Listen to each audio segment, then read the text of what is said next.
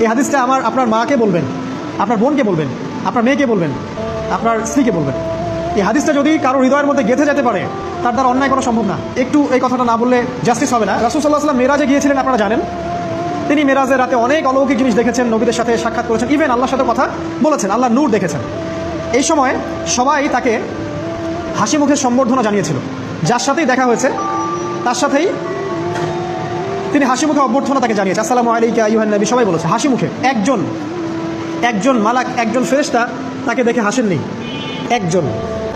আপনারা কি জানেন রাসূল সাল্লাল্লাহু আলাইহি ওয়াসাল্লাম অবাক হয়েছিলেন। তিনি বলেছিলেন যে ইয়া জিবরিল, ওর চেহারাটা এত গম্ভীর কেন, সে আমাকে দেখে হাসছে না কেন, তার মুখে হাসি নেই কেন? জিবরিল আমিন বলেছেন যে না মালিক, তার নাম মালিক, সূরা যুখরুফের মধ্যে আছে, তার নাম মালিক। যেদিন থেকে আল্লাহ জাহান্নাম সৃষ্টি করেছেন সেদিন থেকে তাকে জাহান্নামের দায়িত্ব দিয়েছেন, অর্থাৎ জাহান্নামের হেড অফ ডিপার্টমেন্ট, ইনচার্জ। সেদিন থেকে তার মুখের হাসি উঠে গেছে। আমরা দোয়া করি আমরা যেন তার সাক্ষাৎ না পাই। তার কাছে পারমিশন নিয়ে রাসূল সাল্লাল্লাহু আলাইহি ওয়াসাল্লাম জাহান্নামের দিকে তাকিয়েছিলেন, ভিতরে দেখেছেন কি আছে। তিনি পরে যা ব্যাখ্যা করেছেন তা হলো, আমি দেখলাম সেখানে খালি মেয়ে আর সেখানে খালি নারী আর নারী।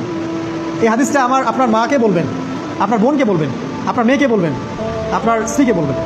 এই হাদিসটা যদি কারো হৃদয়ের মধ্যে গেঁথে যেতে পারে, তার দ্বারা অন্যায় করা সম্ভব না।